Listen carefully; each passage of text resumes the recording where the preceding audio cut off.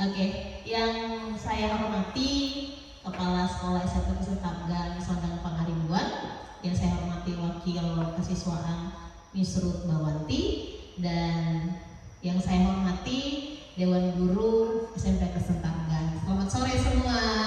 Sore. Oke. Hari ini kita akan melakukan penyebaran pemahaman penerapan budaya positif.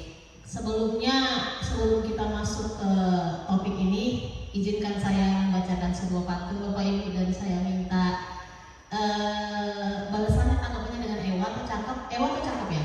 Ewa aja lah, damai-damai. Oke, Ewa ya Bapak Ibu. Saya bacakan dulu ya contekannya. Oke.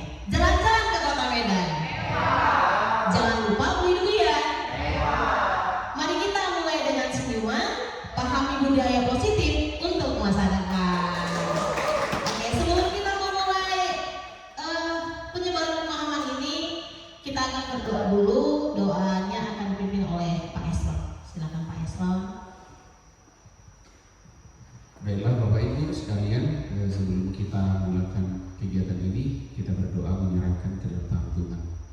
Kita berdoa, Bapa di sorga, kami ucap syukur kepada Tuhan yang memberikan kami ruang dan waktu ini untuk boleh kami isi dengan hal-hal yang baik, terlebih di dalam diseminasi pemaparan pemahaman budaya positif yang akan kami kerjakan di sekolah ini di SMP Kristen Tangga Batam. Engkau yang memberkati kegiatan dari awal sampai berakhirnya nanti, terlebih buat teman-teman kami, guru-guru yang akan memaparkannya. Engkau yang memberkati Miss Sophie, Miss Okta, dan juga Miss Flora. Tuhan yang memimpin sehingga kegiatan ini boleh berlangsung dengan baik, dan kami juga boleh menyerap, menerima, dan melaksanakan apa yang menjadi tujuan dan target sekolah ini. Terima kasih Tuhan Yesus, sekali lagi kami serahkan kegiatan ini ke dalam tangan-Mu. Di dalam nama Yesus Kristus kami berdoa. Amin. Terima kasih Pak Esra. Sebelum mungkin kita memulai diskusi hari ini, karena ini sudah sore, kita mulai dengan ice breaking kali Bapak Ibu. Ice breakingnya akan dipandu oleh Miss Okta. Silakan Miss Okta. Bisa mana? Oke Bapak Ibu, selamat sore Bapak Ibu. Selamat sore. Nah, ini berhubung memang sudah sore, kita mau ngecek konsentrasinya, apakah masih tetap konsentrasi. Jadi kita pakai pupuk konsentrasi. Mungkin sebagian Bapak Ibu sudah tahu, ya. Kita coba tepuknya dulu kali ya. Jadi kalau saya katakan konsentrasi, dimulai. Coba Bapak Ibu. Konsentrasi.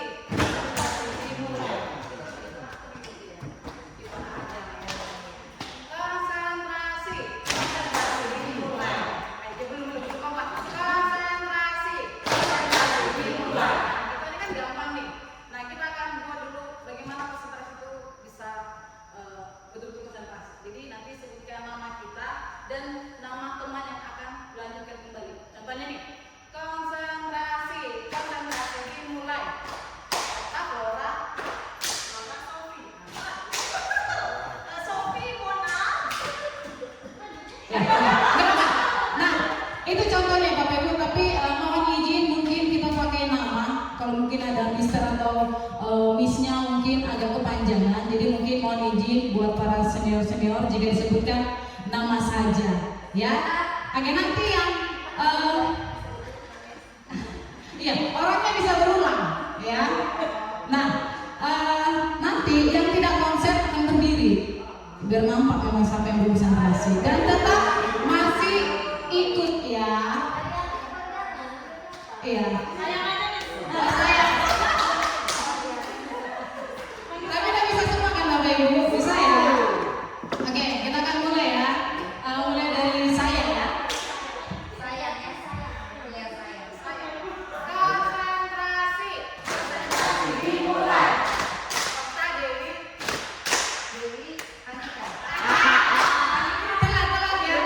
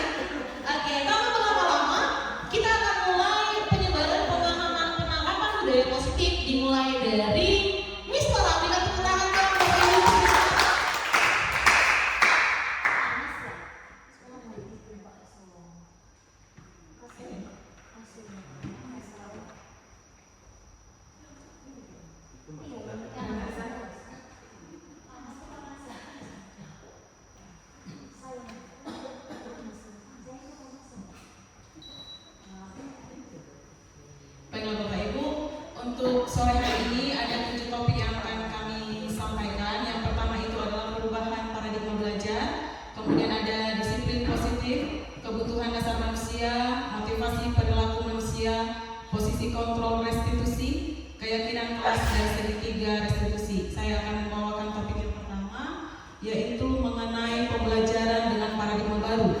Jadi, pembelajaran dengan paradigma baru ini merupakan pembelajaran yang dirancang berdasarkan prinsip pembelajaran berdiferensiasi, sehingga para peserta didik belajar sesuai kebutuhannya berdasarkan tahap perkembangan sesuai teori psikologi modern untuk mewujudkan profil pelajar Pancasila. Jadi sederhananya begini, mari kita lihat dulu gambar berikut ini. Di sini ada gajah, ada monyet, ada anjing, ada singa, dan ada ikan. Dan diberikan satu pernyataan, to keep things fair, everybody has to take the same exam. Please climb the tree. Jadi semua mereka yang memiliki perbedaan tapi dikasih satu tes, yaitu bagaimana memanjat pohon. Tentu ini merupakan sebuah ilustrasi tentang sistem pendidikan kita masa sekarang, yaitu di mana anak-anak yang berbeda, anak-anak yang beragam, tapi dengan gaya belajar yang sama.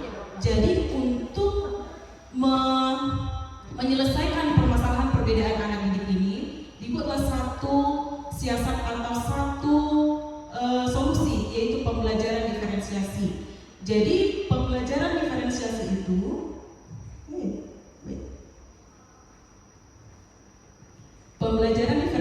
itu adalah pembelajaran untuk menyesuaikan kepada kebutuhan siswa dengan tujuan agar memaksimalkan masing-masing potensi pembelajaran siswa dalam lingkup yang diberikan.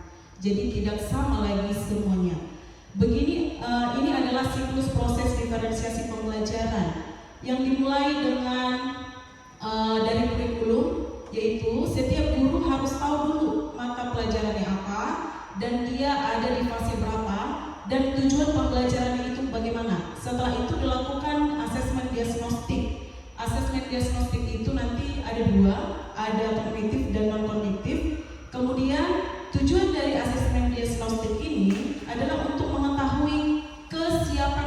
siswa, kemudian bagaimana minat siswa, dan juga gaya belajarnya.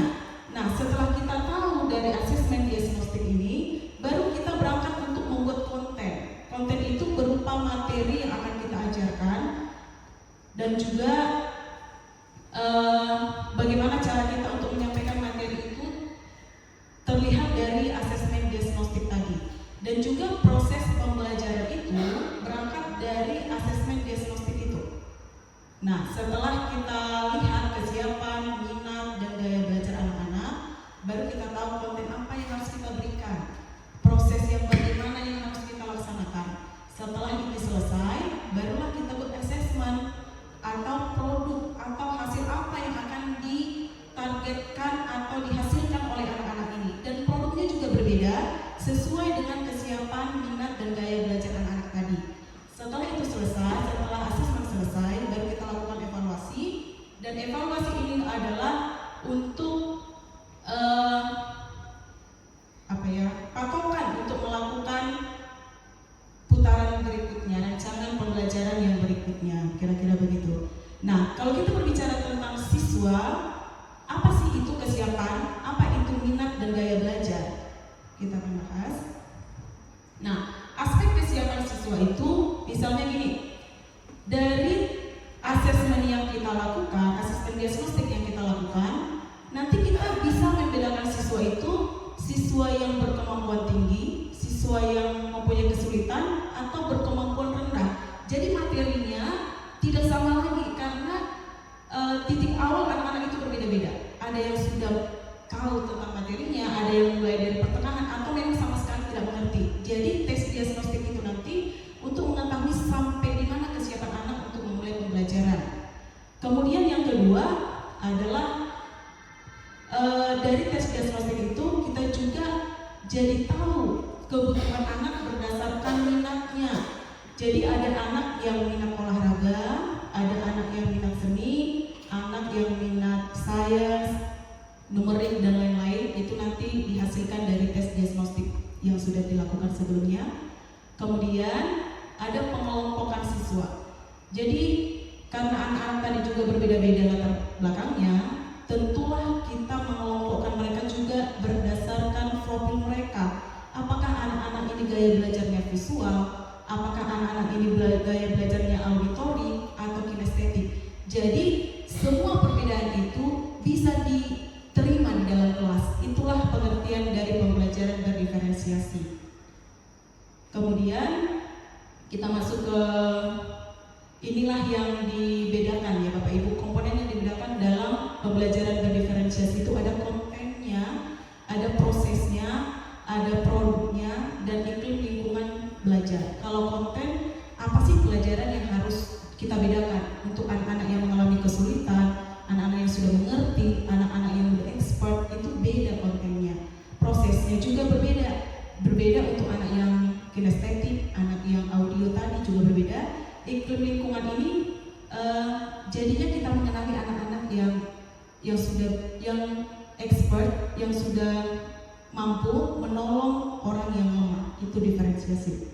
Kita lanjut topik yang kedua, itu adalah disiplin positif.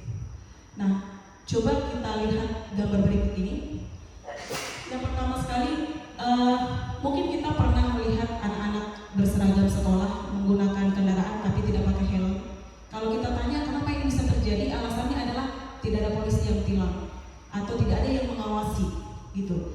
Nah, sebenarnya disiplin itu seperti apa, gitu ya? Nah, jadi ada satu psikolog dari Stanford University bernama Michelle. Dia melakukan the marshmallow test. Jadi seorang anak dibuat dalam satu ruangan selama 15 menit dan dibuat satu marshmallow di depannya dengan tantangan selama 15 menit nggak boleh makan marshmallow ini, tapi akan dikasih marshmallow 2 biji kalau dia mampu untuk nggak makan itu selama 15 menit. Dari 600 orang yang dites, hanya 1/3 yang berhasil untuk menahan dirinya untuk makan marshmallow itu. Nah, kemudian 30 tahun kemudian penelitian pertama dilakukan di tahun 60.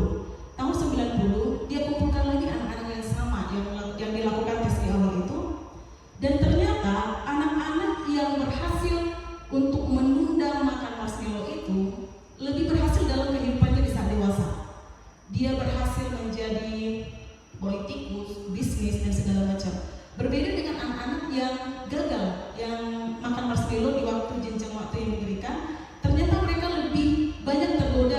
oleh godaan-godaan dunia seperti ke narkoba, kriminal dan lain-lain. Dan disimpulkan, para peneliti menyimpulkan bahwa penundaan kesenangan itu adalah salah satu kunci untuk mencapai kesuksesan. Dan penundaan kesenangan itu adalah bentuk disiplin. Dan disiplin positif yang disebutkan di sini adalah bagaimana seseorang itu bisa menahan diri yang keluar dari dalam dirinya sendiri tanpa pengaruh dari orang lain dari luar. Itulah yang akan kita terapkan disiplin positif di sekolah. Tanpa harus kita awasi, tanpa harus ada hukuman atau reward atau punishment, tapi anak-anak ini bisa mampu melaksanakannya dari dalam dirinya. Itulah yang disebut dengan disiplin positif. Nah, apa hubungan disiplin positif ini dengan nilai-nilai kebajikan? Gitu ya. Jadi selain untuk melaksanakan disiplin positif ini harus ada nilai kebajikan yang ditanamkan dalam diri anak-anak. Jadi nilai kebajikan itu adalah nilai-nilai yang merupakan tujuan mulia yang ingin dicapai setiap individu yang bersifat universal dan lintas bahasa. Sederhananya begini, kalau misalnya ada anak-anak yang ingin melakukan disiplin positif, ini memang pekerjaan yang panjang. Harus ada dulu nilai-nilai kebajikan dalam dirinya, sehingga dia udah menyadari bahwa aku melakukan ini bukan karena pihak eksternal lagi, tapi karena aku menyadari bahwa ini adalah keyakinanku yang lebih positif. Kira-kira seperti itu. Terima kasih Bapak Ibu. Sejauh ini yang saya sampaikan mengenai nilai-nilai positif. Selanjutnya akan disampaikan oleh Miss Okta. Terima kasih Miss Flora. Baiklah Bapak Ibu, saya akan menjelaskan tentang yang namanya kebutuhan dasar manusia. Jadi pada dasarnya kita memiliki namanya kebutuhan dasar kita, ya. Kebutuhan dasar manusia adalah segala sesuatu yang kita lakukan untuk mendapatkan apa yang kita inginkan, gitu ya. Dan seluruh tindakan yang kita lakukan itu pasti memiliki tujuan tertentu, dan semua usaha yang terbaik yang kita lakukan adalah dalam rangka kebutuhan dasar kita terpenuhi dengan baik. Nah, jadi ada 5 kebutuhan dasar hidup. Yang pertama adalah bertahan hidup. Ini berkaitan tentang makanan, minuman, tempat tinggal, keamanan dan kesehatan. Yang kedua adalah kasih sayang. Ini berkaitan tentang rasa diterima, dipedulikan, berbagi, kerjasama dan menjadi bagian dalam sebuah kelompok. Yang ketiga itu adalah penguasaan. Ini berkaitan tentang harga diri, keinginan untuk memimpin, berprestasi, diakui dan didengar. Yang keempat, kebebasan. Ini berkaitan tentang rasa mandiri, memiliki pilihan, mencoba hal-hal yang baru dan mampu mengendalikan arah dirinya. Dan yang terakhir itu adalah kesenangan. Ini berkaitan tentang bermain, memiliki rasa humor, antusiasme dan tertawa. Jadi ini adalah 5 ini adalah kebutuhan dasar yang kita miliki, gitu Bapak Ibu. Setiap kita ini memiliki yang 5 ini, gitu ya. Nah, bagaimana ini berkaitan tentang pembelajaran tentang di sekolah. Jadi pastinya anak-anak juga memiliki 5 kebutuhan ini. Jadi kita bisa melihat kira-kira apa sih kebutuhan apa sih anak-anak ini yang diinginkan, gitu ya. Jadi di sini ada sebuah kasus, saya akan bacakan buat kita. Bimo, seorang anak TKB, selalu berlari keluar kelas menuju jalan raya di depan sekolahnya yang ramai dengan kendaraan. Tingkahnya membuat guru, Bu Ani, bingung dan seringkali lari mengejarnya. Ada beberapa kemungkinan jawaban yang diberikan Bimo. Jadi ini ada seorang anak yang kinestetik gitu ya, yang selalu berlari keluar kelas menuju jalan raya.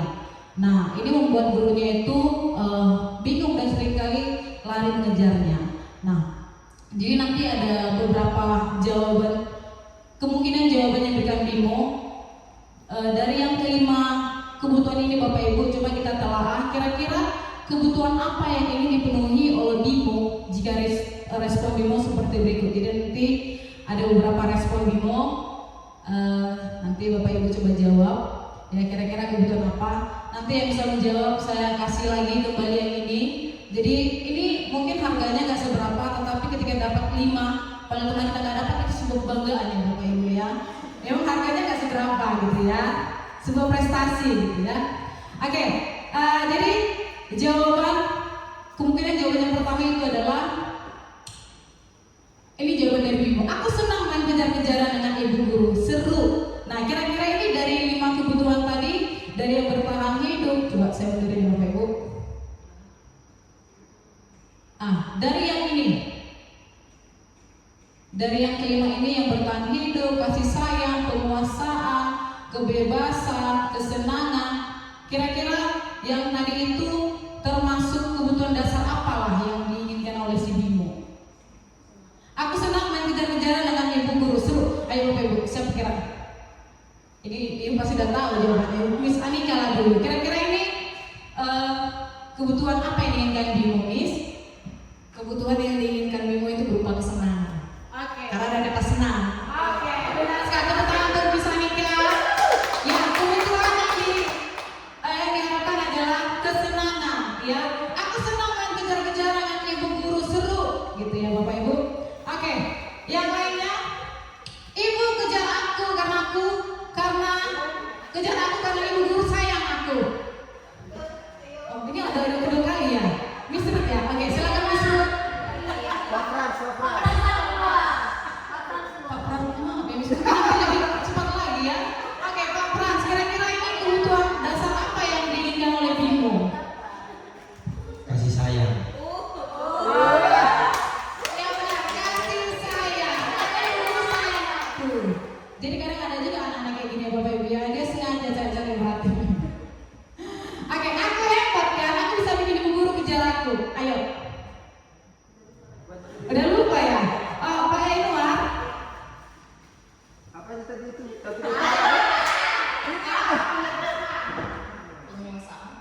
Iya betul, penguasaan ya. Jadi kan butuh pengakuan Bapak Ibu. Disinilah anak itu ingin diakui bahwa dia itu hebat, gitu ya. Oke, yang terakhir, aku bosan belajar mewarnai terus di dalam kelas. Oh Miss saya. Kebebasan. Yes, kebutuhan kebebasan. Oke, tepuk tangan buat kita semua Bapak Ibu. Oke, nah jadi memang kita bisa menganalisis kira-kira ketika anak melakukan sebuah aktivitas yang mungkin melanggar dari kebijakan kelas kita, kira-kira kita bisa menganalisis kira-kira dia ingin mengharapkan kebutuhan apa di dalam sebuah tindakannya itu, gitu ya. Oke, nah selanjutnya ada yang namanya motivasi perilaku manusia. Jadi balik lagi, dalam melakukan sebuah tindakan kita memiliki yang namanya motivasi, memiliki dorongan yang dimiliki seseorang untuk dapat melakukan tindakan atau yang menjadi dasar atau alasan seseorang untuk berperilaku atau mencapai tujuan tertentu. Jadi tadi sedikit Miss Pulau sudah sampaikan mengenai ada yang intrinsik, ada yang ekstrinsik gitu Bapak Ibu. Nah, saya akan sampaikan, jadi memang pada dasarnya ketika orang mau melakukan sesuatu itu ada motivasi yang dalam dirinya. Nah, jadi menurut Diane Gosser ada 3 motivasi perilaku manusia. Ini diperhatikan ya Bapak Ibu. Siap ini masih ada juga nanti sebuah kasus. Ya, nanti jangan kita lupa. Yang pertama adalah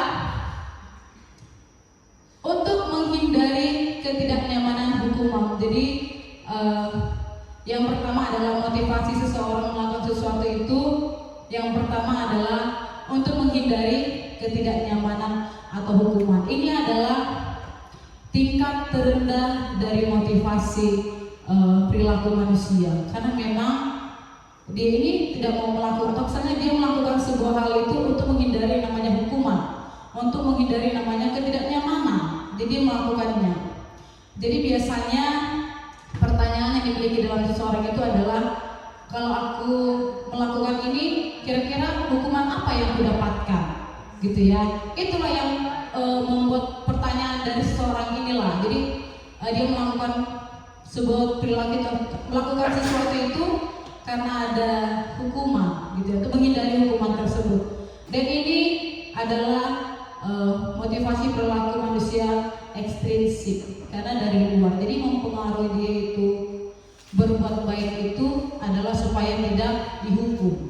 ya. Dan ini tadi adalah motivasi terendah gitu ya Bapak Ibu. Nah selanjutnya adalah motivasi perilaku manusia yang kedua, untuk mendapatkan imbalan atau penghargaan dari orang lain. Jadi kita melakukan sebuah perilaku yang baik itu ya untuk mendapatkan penghargaan, untuk mendapatkan sebuah imbalan, bahkan kadang untuk mendapatkan pujian dari orang lain, ya supaya mendapat ya banyak lah ya anak-anak sekarang pada banyak gitu Bapak Ibu, asal disuruh ya dojo poin gitu ya. Ternyata ini tidak masalah nih di bawah, ini di atasnya yang pertama gitu ya, setidaknya ini standar gitu ya.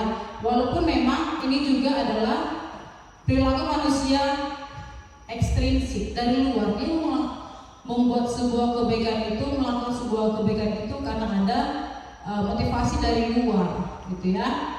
Oke, yang tertinggi yang paling atas itu adalah motivasi intrinsik, untuk menjadi orang yang mereka inginkan dan menghargai diri sendiri dengan nilai-nilai yang mereka percaya. Ya, jadi mereka ini sadar ketika dia melakukan itu kira-kira apa yang terbaik yang dapat dia dapatkan, akan menjadi orang yang seperti apa dia ketika dia melakukan hal tersebut, gitu ya Bapak Ibu. Dan ini mereka ketika mereka sudah memiliki yang namanya motivasi intrinsik ini, mereka sudah tahu nilai-nilai kebajikan apa yang mereka dapatkan. Jadi seperti kata Miss Flora tadi, ini lama, gak bisa kita langsung menempah. Atau misalnya kita buat orang itu sekarang nilai-nilai kebajikannya, besok langsung berproses, gak bisa Bapak Ibu. Memang kita mengharapkan anak-anak itu untuk melakukan sebuah kebaikan itu, kebajikan itu, biarlah semua itu yang berasal dalam dirinya, sehingga nanti anak-anak itu sadar betul dia mau melakukan sesuatu itu sebenarnya untuk siapa? Apakah memang untuk menghindari hukuman, atau menghindari ketidaknyamanan, atau ingin mendapatkan pujian dari orang lain, atau dia tahu bahwa itu bermanfaat bagi dirinya sendiri. Dan memang ketika anak-anak melakukan, wajar Bapak Ibu jika anak-anak melakukan kesalahan. Dan mungkin kita sering menemukan anak-anak melakukan kesalahan. Jadi biasanya kan kita ada yang memberikan hukuman, ada memberikan namanya konsekuensi gitu ya. Dan untuk disiplin positif ini kita itu biasanya ada 3. Ya, ada hukuman, ada yang namanya konsekuensi, dan ada namanya restitusi gitu ya. Saya akan mencoba menjabarkan satu persatu. Sabar ya Bapak Ibu, setelah ini yang kuisnya itu ya. Jadi mari tetaplah diperhatikan. Yang pertama adalah hukuman. Hukuman ini tidak terencana, tiba-tiba. Murid tidak tahu apa yang akan terjadi dan tidak dilibatkan. Bersifat satu arah dan berupa hukuman fisik dan psikis. Mungkin dulu kita masih menerapkan inilah. Kalau misalnya dia ngerjain PR, udah langsung kita suruh aja, langsung udah kamu langsung ke belakang. Kita nggak tanya dia itu kenapa nggak ngerjain, atau mungkin dia pun kadang nggak paham kenapa ke belakang, kadang kayak gitu ya. Nah, itu adalah bersifat satu arah. Kita tidak melibatkan itu karena dari kita aja. Oh, nggak ngerjain PR di belakang aja, gitu ya. Tidak ada diskusi kepada anak-anak. Oke, selanjutnya adalah konsekuensi. Dia ini terencana, disepakati sesuai peraturan, sesuai keinginan kelas yang telah kita sepakati dengan anak-anak. Tetapi ini membuat murid tidak nyaman, dan sikap guru selalu memonitor murid. Tetapi ini lebih baik daripada hukuman, gitu Bapak Ibu, karena kita di sini melibatkan anak-anak juga ketika melakukan yang namanya kesepakatan kelas. Walaupun anak-anak di sini masih terpaksa untuk menjalankan konsekuensi itu. Yang terakhir adalah restitusi. Ini adalah proses menciptakan kondisi bagi murid untuk memperbaiki kesalahannya. Ya.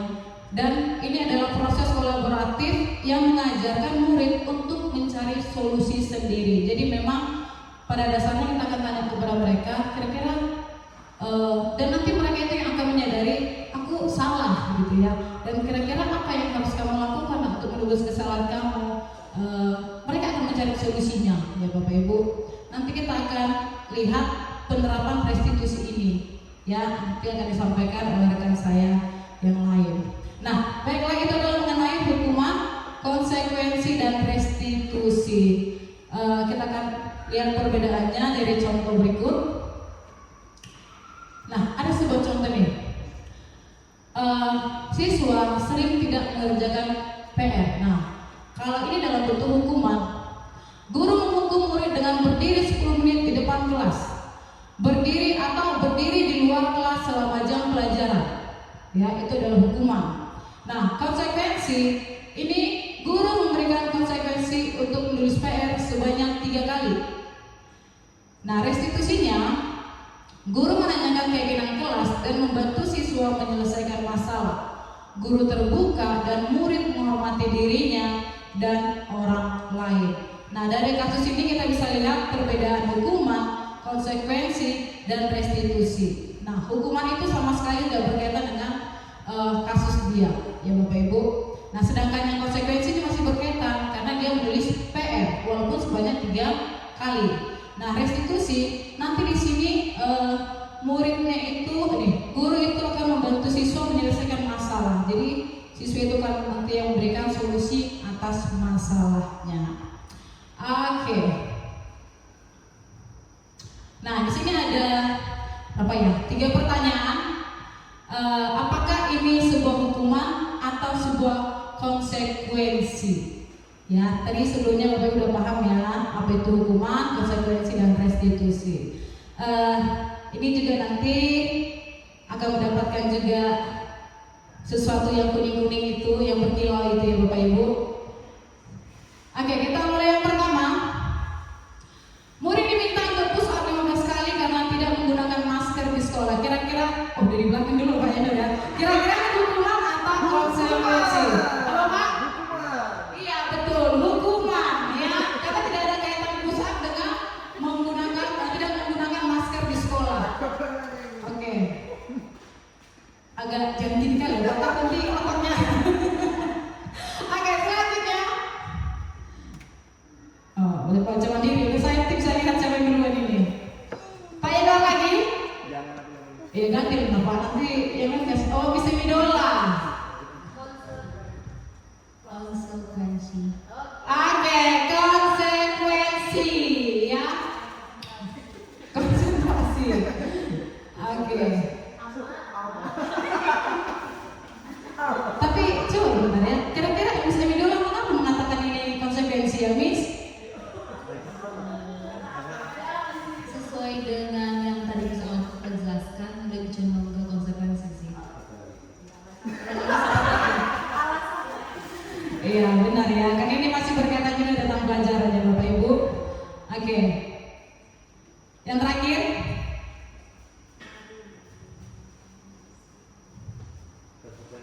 Miss saya.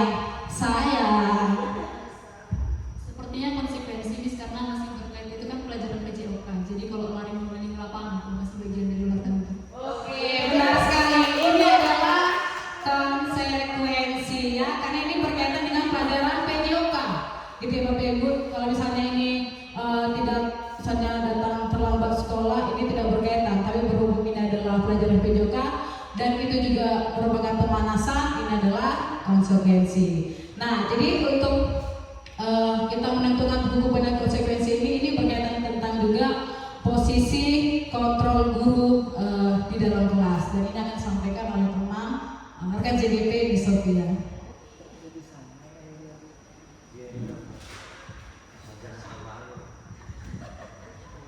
Oke Bapak Ibu, selanjutnya saya akan mempresentasikan bagaimana posisi kontrol guru. Ada 5 posisi kontrol guru. Ini ada yang pertama, penghukum, pembuat rasa bersalah, teman, pemantau, manajer. Menurut Bapak Ibu, posisi kontrol guru apakah yang efektif, yang optimal, yang memang sebaiknya kita lakukan? Oke, silahkan bisa Midola. Kira-kira apa? Menurut saya adalah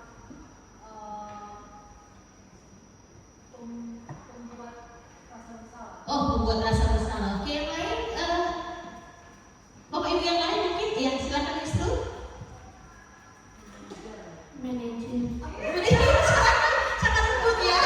Oke, manajer yang lain, Bapak Ibu mungkin ada pandangan lain. Oke, silakan Mas Rasma. Pemantau. Oke, yang lain ada mungkin yang lain, Bapak Ibu? Oh, tak satu pun. Oke, Pak yang berbilang tak satu pun. Oke, nanti. Oke, itu bisa kami ceritanya Pak ya. Itu tapi ada cerita. Oke, hal ini akan kita jawab setelah saya berikan penjelasan. Maka saya akan berikan pertanyaan kembali. Sebenarnya peran atau posisi kontrol guru apakah yang optimal atau yang seharusnya kita lakukan pada siswa? Yang pertama, contoh, kita lihatnya dari contoh aja ya Bapak Ibu ya. Yang pertama ada kasus siswa tidak memakai atribut lengkap saat upacara bendera. Tindakan penghukum akan mengatakan, sana lari keliling lapangan 5 kali. Orang yang menghukum itu pasti harus biasanya lebih galak ya. Orang penghukum itu harus lebih galak karena kenapa? Supaya orang yang dihukum takut, ada rasa takut. Tapi hasilnya dari hukum ini apa? Murid jadi agresif. Ya murid jadi mungkin gampang akan melihat bahwa ini guru pengarah. Gitu dia. Jadi hasil dari penghukum maka murid akan melihat, murid akan agresif malah. Bahkan ya kita nggak tahu sekarang banyak murid juga yang bahkan ngerjain gurunya mungkin kita nggak tahu. Gitu ya. Itu tuh yang penghukum. Yang kedua, pembuat rasa bersalah. Pembuat rasa bersalah ini akan memanfaatkan kondisi. Biasanya suasana hening dengan suara yang lembut. Karena kalau dia bentak-bentak orang tak akan merasa bersalah. Dulu dia, berapa kali Bapak harus kasih tahu kamu? Kamu tahu, kamu ngecewain ibu, kamu ngecewain musuh. Ya mungkin murid akan merasa bersalah, iya, murid akan merasa bersalah. Tapi hasilnya mari kita lihat. Mari kita lihat hasil dari pembuat rasa bersalah. Murid akan merasa dia pribadi yang gagal. Apalagi mungkin itu guru yang dia favoritkan atau guru yang mungkin dia idolakan. Dia akan merasa bahwa dia gagal menjadi orang yang baik. Dia mungkin merasa, kok bisa ya kayak gini. Bahkan bisa merasa rendah diri karena efek yang dia terima selama ini, yaitu membuat rasa bersalah. Gitu. Malah ini sebenarnya hasilnya lebih parah dari penghukum. Kalau penghukum anaknya muridnya ekspresif, masih agresif dia mengekspresikan kemarahannya. Tapi kalau pembuat rasa bersalah, dia pendam. Tapi sekali putus, kita nggak tahu apa yang dilakukan. Bisa jadi dia menyakiti diri sendiri. Karena selama ini dia pendam. Ini pembuat rasa bersalah. Gitu loh. Terus ada lagi posisi kontrol guru. Sebentar Bapak Ibu. Oke. Teman. Kalau teman biasanya kita akan menganggap anak itu, memposisikan anak itu sebagai bestinya kita. Kata gitu, ayo dong ikuti aturan sekolah dong nak. Ini biasanya gurunya akan lebih smile, lebih ramah, namanya teman. Tolong bantu bapak sekali punya. Udahlah nggak apa-apa. Tapi lain kali nggak boleh gini loh. Gitu. Hasilnya ya akan ada hubungan positif memang antara guru sama murid. Itu dampak yang positif. Tapi dampak negatifnya apa? Anak akan pilih-pilih guru. Anak akan compare guru. Dia akan menganggap guru yang A jahat, guru yang B tidak jahat. Itu yang pertama. Mungkin yang kedepannya anak tidak akan mengerti mungkin kesalahannya apa. Karena mungkin selama ini banyak pengakuan dari gurunya. Dia nggak mengerti posisinya bagaimana. Gitu loh. Teman ini memang dampak positifnya ada hubungan yang baik antara siswa sama guru, tapi akan ada compare antara guru satu dengan yang lain. Dan dia juga cara pandangnya akan berbeda lihat gurunya. Kok guru A ini berbeda, guru B ini berbeda gitu. Atau lama-lama dia akan menyepelekan bahkan. Bisa jadi karena hubungan itu. Dan pada saat mungkin guru yang dia anggap teman ini menerapkan konsekuensi dia kan menganggap guru ini jahat. Berubah jadi posisinya. Jadi gurunya jahat menurut dia. Itu kalau teman. Kalau dia pemantau, kalau pemantau ini biasanya lebih seperti ini. Kamu sudah melanggar peraturan sekolah. Kamu tahu konsekuensinya. Setelah upacara kamu melihat ribetnya ke koperasi dan jangan diulang lagi. Murid ngerti memang dia melakukan kesalahan, tapi masih ada rasa takut. Kalau guru udah mengatakan kayak itu, nggak mungkin murid nggak takut, gitu loh. Terus guru langsung kasih tahu konsekuensinya. Pemantau ini bagus nggak? Ya menurut saya bagus, nggak ada yang salah dengan pemantau. Sering kok kita memposisikan diri dengan pemantau, gitu. Ya hasilnya, tapi hasilnya gitu. Anak itu tidak diajak untuk mengerti apa konsekuensinya.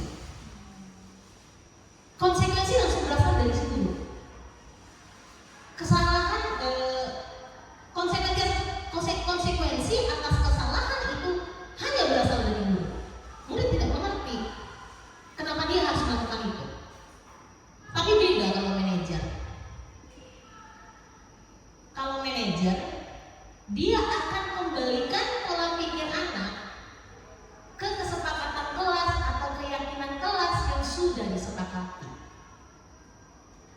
Jadi anak dibimbing oleh guru untuk mempertanggungjawabkan kesalahannya. Gitu loh. Jadi anak akan lebih mengerti bahwa dia melakukan konsekuensi itu bukan karena paksaan, tapi memang karena tanggung jawab dia untuk memperbaiki kesalahan yang dilakukan. Seperti itu dia. Jadi kalau manajer biasanya, apa kamu tahu kesalahan kamu? Dia kadang anak nggak ngerti salahnya apa Bapak Ibu. Kadang anak nggak peka salahnya apa. Kalau kita nggak sevisi dengan dia apa yang menjadi kesalahannya, ya bagaimana dia mau berubah, dia aja nggak ngerti salah apa. Kadang kita harus bimbing anak kesalahannya apa. Jangan-jangan yang kita anggap kesalahan bagi dia tidak kesalahan. Balik lagi ke nilai kebajikan yang diterima mungkin selama dia mengerti. Gitu dia. Jadi selanjutnya pada saat dia mengerti kesalahan dia, tugas guru membimbing kira-kira bagaimana si anak menemukan solusi atau mempertanggungjawabkan kesalahannya. Seperti itu Bapak Ibu.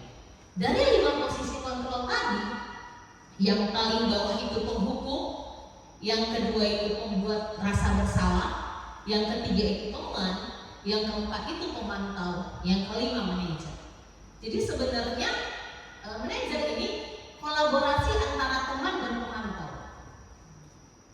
Kalau pemantau kan lebih formal, lebih tegas, tapi kalau manajer yang keluar akan sikap yang tulus. Guru, Bapak Ibu, murid-muridnya tahu gurunya kapan yang tulus. Saya percaya.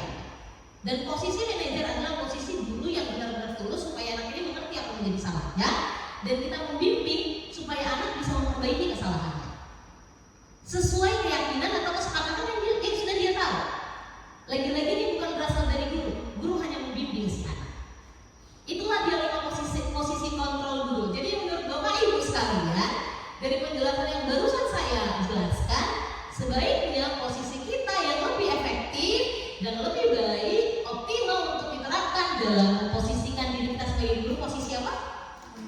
Manajer. Akhirnya kita satu suara untuk itu? Oke. Atau mungkin ada pendapat yang lain? Tidak ada. Oke, manajer Bapak Ibu. Nah, mari kita lihat kasus ini. Jadi saya ada kasus agak panjang memangnya, tapi apa saya baca, suara saya memang agak indah Bapak Ibu. Saya suka kali mendengarkan suara saya yang indah ini.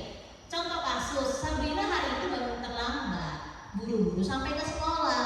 Akhirnya sampai dia di gerbang sekolah, tapi dia baru sadar kalau dia tidak menggunakan sepatu hitam seperti peraturan sekolah.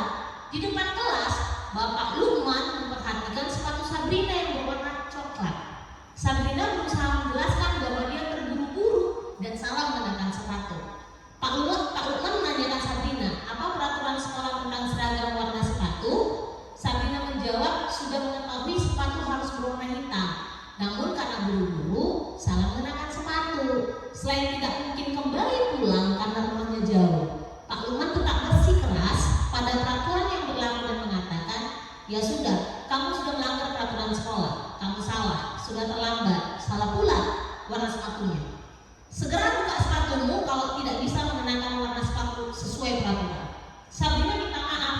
kembali kepada Pak Lukman agar tetap dapat mengenakan sepatunya dan berjanji tidak akan mengulang kesalahan. Namun Pak Lukman nggak mau tahu. Tidak, kamu telah melanggar peraturan sekolah. Kalau tidak sanggup ambil sepatu di rumah atau ya diantarkan sepatu kamu ke sekolah, ya sudah, kamu tidak bersepatu saja seharian di sekolah. Sekarang copot sepatumu dan silahkan belajar tanpa sepatu seharian. Sabrina pun dengan berat hati mencopot sepatunya dan memberikannya kepada Pak Lukman. Seharian dia tidak berani berkeliling sekolah karena malu dan lebih banyak berdiam diri di kelas tanpa alas sepatu. Menurut Bapak Ibu, posisi kontrol apakah yang diterapkan oleh Pak Lukman? Oh iya, bisa langsung katakan. Oh oke, alasannya apa Pak? Karena kalau saya lihat Bapak Lukman ini sebenarnya dia itu nggak mau tahu gitu ya, dan tidak menjelaskan juga, tidak memberikan arahan kenapa dia itu harus mendapatkan hukuman itu kan nggak dikasih tahu. Dia langsung aja, kamu sudah melanggar tetap gitu ya. Tadi di situ ada ya dikasih tahu kamu sudah melanggar ya. Ada, kamu sudah melanggar peraturan. Oh kayaknya pemantau deh, sorry. Udah berubah, maaf ya, pemantau nih. Thank you. Oke, pemantau menurut misalnya ada jawaban yang lain Bapak Ibu? Oke, silakan Miss Andrea. Kalau menurut saya manajer sih. Oh manajer, oke. Alasannya sebenarnya sudah jelas. Yang pertama itu kan aturan sekolah. Aturan sekolah lagi-lagi harus ditaati. Dan yang kedua di sini statement Pak Lukman sudah bilang kalau kamu tidak mau sepatunya diantar, ya silakan buka sepatumu. Artinya dia masih tetap bisa belajar. Nah, supaya si anak bisa mengetahui bahwa apa yang dia lakukan itu ya salah gitu. Tidak ada konsekuensinya gitu.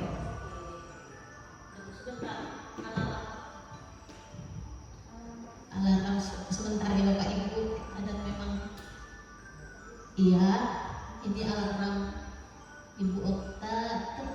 Oke deh. Oke, ada yang lain Bapak Ibu jawabannya? Ya silakan Pak Isron.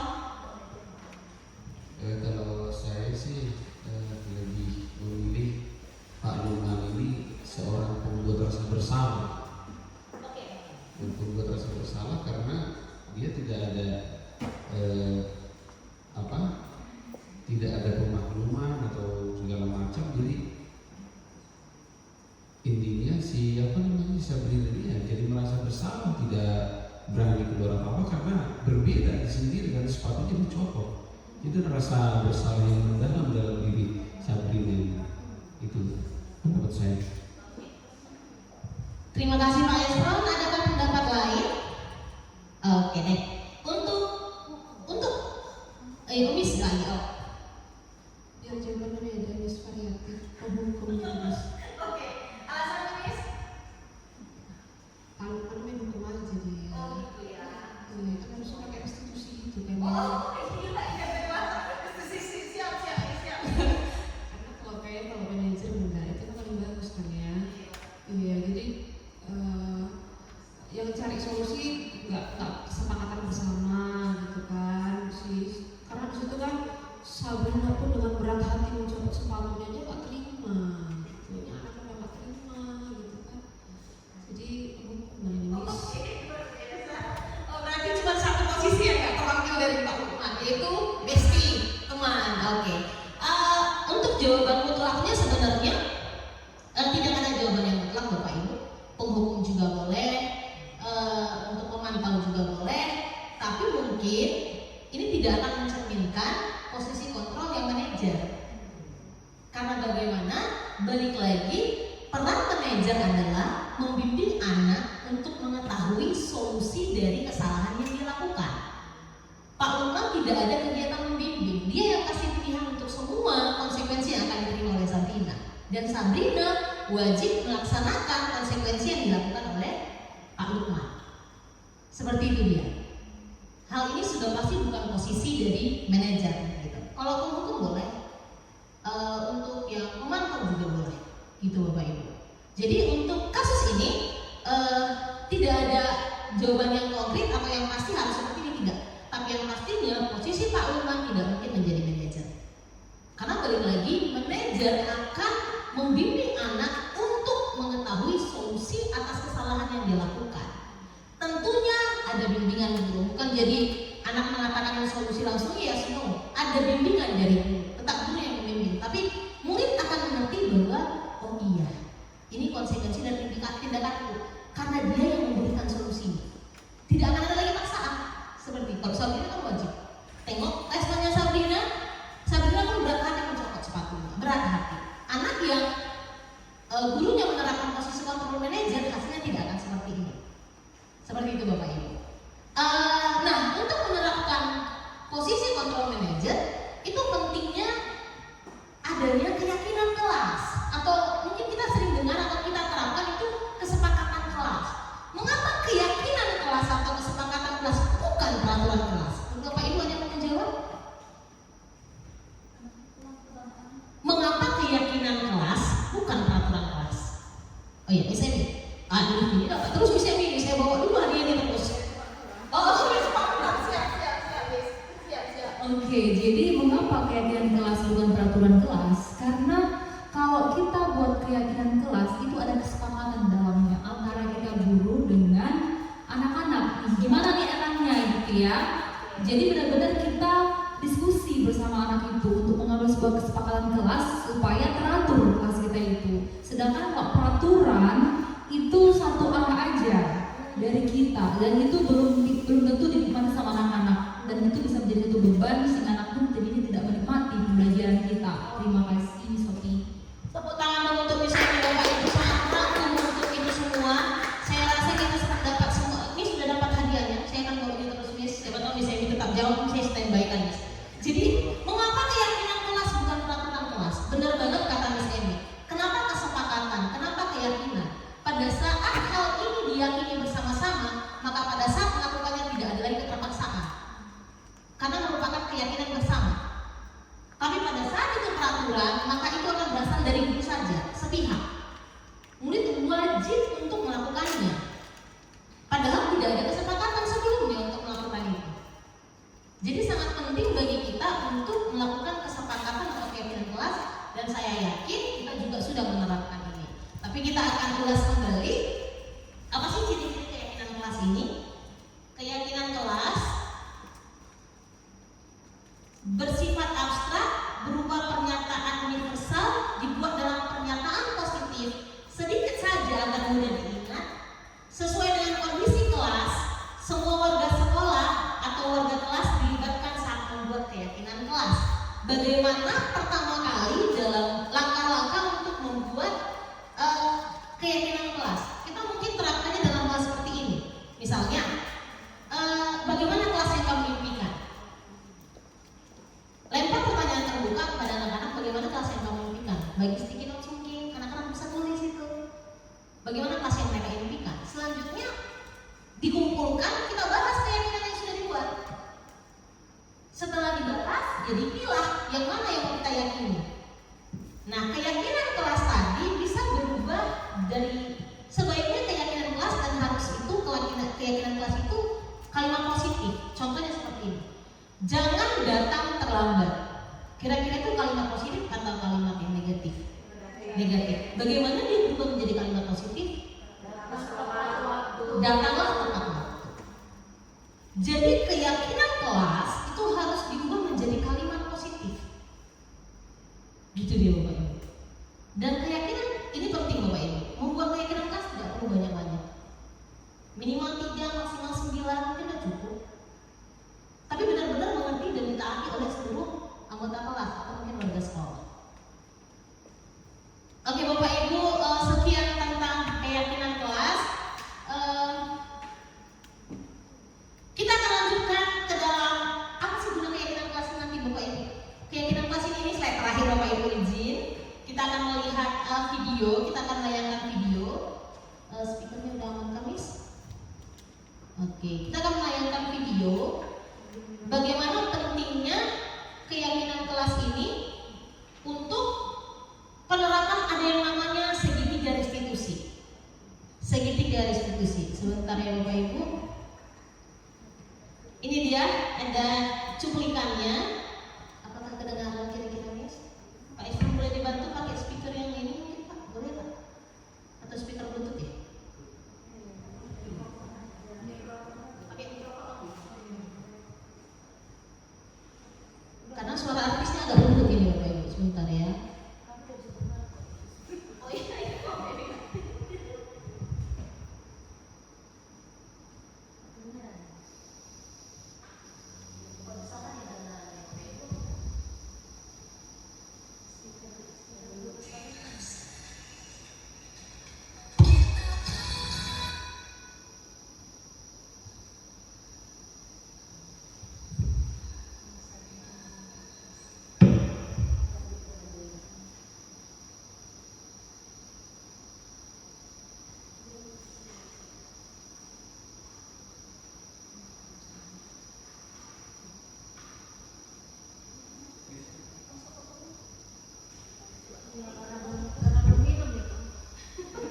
Habis ini minum ya Bapak Ibu, sama ada snack toast. Bentar ya Bapak Ibu.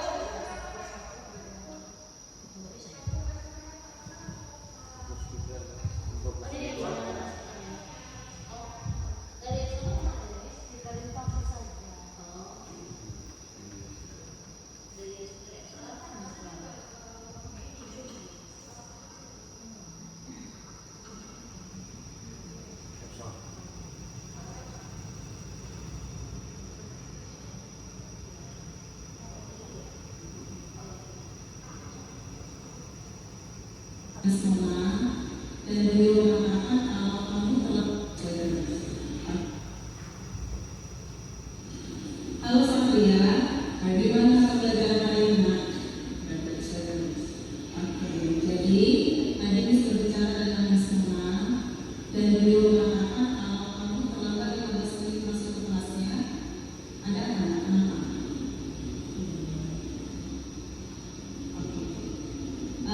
Kalau berbuat salah itu tidak apa-apa. Sebagai manusia tidak ada yang sempurna. Kita sekarang mencari solusi dari masalah yang sedang kamu hadapi.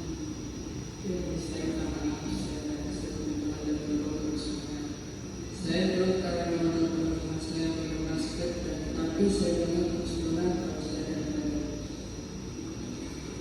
Kamu pasti punya alasan mengapa melakukan hal tersebut, kan? Ya, saya suka main basket. Jadi kalau dalam basket saya tertarik di basket. Tapi saya tidak datang ke Mister. Saya waktu sudah berusaha. Karena takut saya ingin berbohong di sekolah. Tapi saya merasa sangat salah sekolah. Saya mengerti tentang perasaan kamu sendiri, tapi sangat penting untuk kita juga, apalagi kepada guru kita. Apakah tindakan kamu mencerminkan keyakinan kita? Tidak. Oke. Keyakinan apa yang belum kamu tunjukkan sesuai keyakinan kita? Masuk kelas terpadu dan selalu mendapat. Apakah kamu mau memperbaiki? Bagaimana cara kamu memperbaikinya? Saya akan meminta sekolah karena sudah berbohong dan tidak akan mengulangi lagi. Saya juga akan minta pada ketua kelas mengenai materi yang saya tinggalkan tadi. Itu pemikiran yang bagus tadi. Bagaimana perasaan kamu setelah kita berdiskusi? Saya merasa lebih saya akan berdoa di sini. Bagus sekali Satria. Saya harap ini bisa jadi pelajaran untuk kita semua. Kamu sudah membuat keputusan yang sangat tepat. Jangan lupa minta maaf kepada Miss Mona. Terima kasih sudah memberikan kepada saya. Sama-sama Satria. Saya bangga kamu berani mengakui kesalahan kamu dan kamu siap untuk memperbaikinya. Bersemangat ya nak. Oke, sekarang kamu boleh kembali ke kelasnya. Selamat siang, saya Satria dari kelas 9A. Saya merasa senang berisi diskusi. Oke Bapak Ibu, itu salah satu posisi kontrol guru manajer pada saat diterapkan bagi anak. Nah, peristiwa yang tadi juga ada yang namanya restitusi. Restitusi ini akan dijelaskan oleh Miss Polres secara lebih mendalam. Ini slide terakhir, akan lebih singkat Bapak Ibu, tapi pada saat ini kita terapkan akan banyak hal baik atau dampak yang baik yang akan kita terima bagi kita maupun bagi mereka. Oke baik, kita mau lihat dulu apa sih segitiga restitusi itu, gitu kan? Nah, jadi segitiga restitusi itu adalah proses menciptakan kondisi bagi murid untuk memperbaiki kesalahannya sehingga karakter mereka lebih kuat ketika kembali pada kelompoknya. Jadi sederhananya, di saat anak ini sudah melakukan kesalahan dan kita sebagai guru tidak menghakiminya, tapi memberikan penjelasan bagaimana mencari solusinya, kira-kira begitu. Segitiga restitusi ini ada 3 sisi. Yang pertama adalah menstabilkan identitas. Menstabilkan identitas ini adalah berdasarkan prinsip bahwa membuat kesalahan adalah bagian dari proses pembelajaran. Nah, ini di saat anak-anak sudah melakukan kesalahan, ada beberapa pernyataan yang bisa kita kasihkan anak. Misalnya, berbuat salah itu wajar, tidak ada manusia yang sempurna. Kemudian, ibu bapak juga pernah melakukan hal yang sama kok. Atau ibu bapak tidak mau mencari siapa yang salah, tapi ibu ingin mencari solusi dari permasalahan ini. Kamu berhak kok merasa begitu. Jadi dengan memberikan pernyataan ini, anak-anak merasa tidak dihakimi, seperti itu. Yang kedua, sisi yang kedua adalah validasi tindakan yang salah. Memvalidasi tindakan ini prinsipnya adalah bahwa setiap perilaku berupaya memenuhi suatu kebutuhan tertentu. Jadi kita tanya apa alasannya melakukan kesalahan itu, tentu punya alasannya. Ada beberapa pertanyaan yang bisa kita tanyakan kan anak. Kamu pasti punya alasan mengapa melakukan hal itu. Kemudian, padahal kamu bisa melakukan yang lebih buruk dari ini ya. Baru kamu patut bangga karena telah melindungi sesuatu yang penting buatmu. Kemudian, kamu melakukannya karena mempertahankan sesuatu yang penting bagimu. Dan sisi yang ketiga adalah menanyakan keyakinan. Prinsip menanyakan keyakinan ini adalah teori kontrol bahwa pada dasarnya kita termotivasi secara intrinsik. Dan ada beberapa pernyataan yang bisa kita tanyakan kepada anak-anak. Apa keyakinan kelas kita? Nilai-nilai apa yang telah disepakati bersama? Atau seperti apa gambaran sebuah kelas yang ideal menurut kamu? Atau kamu ingin menjadi orang seperti apa? Dengan menanyakan hal ini kepada anak-anak, nanti setelah dia merasa kalau anak-anak itu membuat kesalahan, artinya dia gagal untuk memvalidasi dirinya ya. Nah, setelah kita tanyakan keyakinan, kemudian kita lakukan segitiga restitusi ini, anak-anak menyadari kesalahannya dan dari dalam dirinya sendiri nanti akan timbul kesadaran sendiri, bukan lagi kontrol dari luar yang ingin memberikan hukuman atau segala macam. Kira-kira begitu Bapak Ibu. Ini kasus yang sudah ditayangkan tadi. Seorang satria terlambat 15 menit ke kelasnya Miss Mona. Kemudian ditanya dia kenapa terlambat masuk, dia sakit perut dan dari toilet. Satria berbohong, ternyata Satria baru menonton kelas lain yang sedang bermain basket di lapangan. Setelah pulang sekolah, baru guru memutuskan untuk berbicara dengan Satria untuk mengklarifikasi laporan dari Miss Mona. Kira-kira seperti itu Bapak Ibu untuk melaksanakan segitiga restitusi. Terima kasih, saya kembalikan ke Miss Sofia. Oke Bapak Ibu, sekian presentasi dari kami. Tapi penting untuk segitiga restitusi saya tambahin mungkin, apakah segitiga restitusi ini berlaku untuk setiap kesalahan? Tidak ya Bapak Ibu. Ada pelanggaran-pelanggaran berat yang tentunya tidak ada. Iya, masa dibilang jadi manusia yang sempurna padahal udah bolos dia seminggu, kan udah gak cocok Bapak Ibu ya. Jadi segitiga restitusi ini juga melihat kasusnya ya Bapak Ibu untuk penerapan segitiga restitusi ini. Oke, sekian presentasi dari kami. Mungkin tadi sudah ada pantun pembuka, saya akan berikan pantun penutup. Ini saya hafal karena ini pantun andalan saya. Sekian presentasi dari kami. Apabila ada tanggapan atau pertanyaan, kami akan berikan jawaban.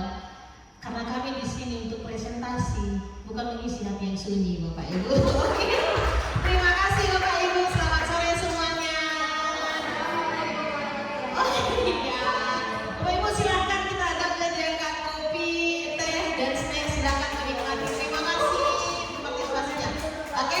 Sekalian karena kita mau gabung juga, kita akan pulang.